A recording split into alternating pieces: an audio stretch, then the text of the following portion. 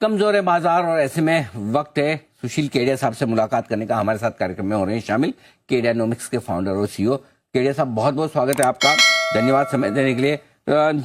जब से बाजार ने टॉप बनाए, बैंक निफ्टी पे 54,500 के आसपास, निफ्टी पे 26,300 के आसपास, वहां से आज जो लेवल्स मिले हैं वो सबसे लोएस्ट लेवल मिले। कुछ नए नीचे के लेवल इंट्राडे में देखने को मिले। क्या कुछ और नई गिरावट खुल रही है या फिर सपोर्ट के आसपास से? कैसे देख रहे हैं आज की गिरावट को और आगे बाजार के ट्रेंड को आप? ये बहुत बढ़िया सवाल है ये। और बाजार ने ऐसा रंग ढंग बना दिया है कि जैसे आदमी की बोलती बंद हो जाए। तो बोलती बंद वाले माहौल के अंदर में मैं गाने का सहारा लूंगा परिस्थिति को सटीक तरीके से बताने के लिए। तो एक ब्रिटिश बैंड था जेथरो टल, जिसका ये बहुत फेमस गाना है, too old to rock and roll, too young to die. तो अब बेच के कमाने के लिए बहुत ज्यादा लेट हो चुकी है और लेके कमाने वाले सफल नहीं हो पा रहे हैं। तो ऐसे परिवेश में पहले तो मैं एक हद बनाऊंगा कि मेरी होशियारी की हद क्या है। तो तकरीबन 23,100 के भी नीचे सरक गई अगर निफ्टी, तो मेरे लिए एक एक करके पत्ते समेटने का टाइम होगा। इसका मतलब ये नहीं कि 23,100 गया तो सारा माल एक ही झटके में बेचो, अलग अलग स्टॉक्स को देख के करना पड़ेगा। तो 23,100 का लेवल जो है वो एक बड़ा साइकोलॉजिकल ट्रिगर होगा कि भाई आज अपना हाथ नहीं चलने वाला, घर जाओ। तो देख के सल्टाना शुरू करेंगे। बैंक निफ्टी वहां पे ऑलरेडी इस 100 के जैसी परिस्थिति बना चुकी है। मुझे नहीं पता अगर पीसीआर मेरे स्क्रीन की इन चार्ट्स को दिखा पा रहे हैं। तो बैंक निफ्टी चूंकि मेरे को लग रहा है लॉन्ग रन में ज्यादा कमजोर है। तो हमेशा क्या होता है, जो चीज लॉन्ग रन में ज्यादा कमजोर होती है between Nifty and bank Nifty, वो पहले छद में रचती है। तो बैंक निफ्टी मुझे लगता है कि अगर कोई बाजार में रिवाइवल आता है, और अगर ये चार्ट मैं आपको दिखा पा रहा हूं, तो बैंक निफ्टी एक बार शुरू में ज्यादा रफ्तार से उछल सकती है 52,800 तक। पर वो हम फैसला कब करेंगे? अगले 1-2-3 दिन में 50,370-80 के ऊपर बैंक निफ्टी बंद दे देगा तो हम वहां से तेजी का दांव लगाएंगे। और सिमिलरली भले निफ्टी में मैंने गिव अप का लेवल आइडेंटिफाई किया 23,100, जब तक निफ्टी अगले 2-3 दिन में वापस 23,600 के ऊपर बंद नहीं होता है, मतलब 23,100 से लेके 600 का जो जोन है वो असमंजस का टाइम है। हर वक्त हर आदमी नहीं कमा सकता। अभी बड़े लोगों की आपस में लड़ाई चल रही है, उनको सुलटने दो, आपस में फैसला होने दो उनका।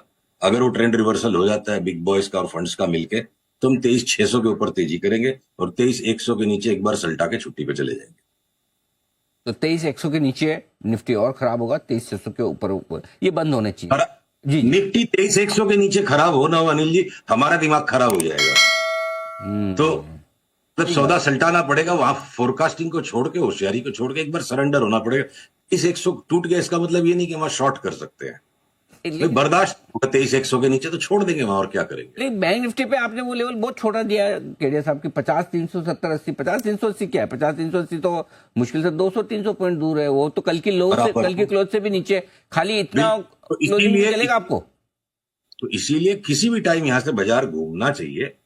और मैं एक नेशनल टीवी पे आके एक ही बात रिपीट कर जाऊं, बाजार घूमना चाहिए, नहीं घूमे तो भाई कहां पे गिव अप करना है वो भी आइडेंटिफाई कर लिया, तो बैठ के भी देखेंगे। तो के नीचे बैंक निफ्टी पे गिव अप कर देंगे? हाँ, बस ये गिव अप के लेवल के करीब हम आ चुके हैं और देखते हैं। और अगर 50,400 राउंड फिगर में ये मान लें कि होल्ड कर ले क्लोजिंग बेसिस पे, तो 52,600 तक की अपसाइड के लिए खुल सकता है बैंक निफ्टी, राइट? बिल्कुल जी। चलो, ये 50,400 के ऊपर चला गया तो अभी क्या सल्टा के साइड में बैठे हैं बैंकों को, तो 50,400 के ऊपर गया तो नई तेजी लगाएंगे एक बार 2,000 पॉइंट की, और फिर देखेंगे 2,000 पॉइंट बढ़ने के बाद भी छोड़ना है कि नहीं। थोड़ा असमंजस का बाजार हो गया। मतलब इतना सब कुछ होने के बाद आज ही अडानी को भी आना था।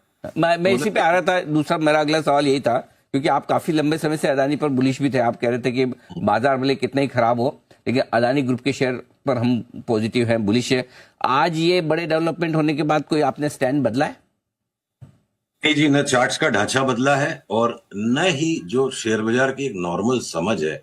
मतलब भाई इतना एक आरोप लग गया, उस पर एक फाइन हो जाएगी, पेनल्टी हो जाएगी, कोई ठीक है। अब मान लीजिए कॉर्पोरेट गवर्नेंस कोई इश्यूज आ जाते हैं या कभी कोई कोर्ट से भी जो फैसले आ जाते हैं, कल को जाके आप हायर अपील में जा सकते हैं, रिवर्स हो सकता है, या बाजार उनको भूलने के लिए तैयार हो सकता है। बल्कि इस तरह की खराब खबर पे भी अगर अडानी के स्टॉक्स भी घूम गए यहां से, तो मेरे को लगता है इसका मतलब है फिर बाजार में बड़ी तेजी होगी कि इतनी बैड न्यूज भी अगर बाजार हजम कर जाएगा तो बड़ी तेजी बन सकती है। इसलिए आज ओवर रिएक्ट नहीं करेंगे अनिल जी, आज थोड़ा शांति रख के एक दो दिन बाजार को देखने का मन है।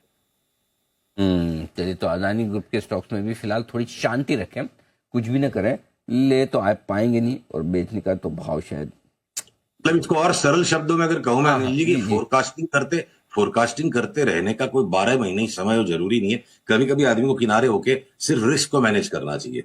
अभी अभी फोरकास्ट करते रहे चल ही नहीं रही है, तो पहले बने रंग ढंग नए ट्रेंड का, और तब तक जितनी रिस्क कंट्रोल हो सकती है उतना सौदा रखो, बाकी छोड़ दो। ठीक बात है।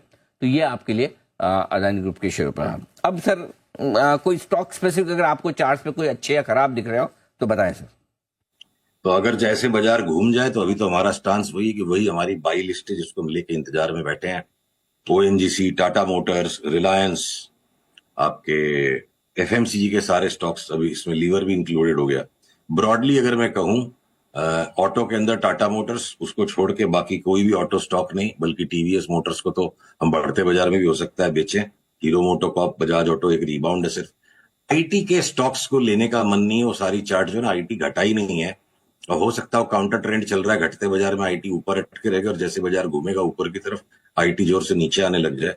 बाकी आईटी की स्पेस को छोड़ के जिधर जिसकी जिस चार्ट पे जिस फंडामेंटल पे नजर है, चाहे वो पीएसयू के स्टॉक्स हो या वो केमिकल्स के स्टॉक्स हो, तो ये एक असमंजस के पॉइंट पे है बाजार। एक दो दिन सांस रोक के यहाँ देखना चाहिए।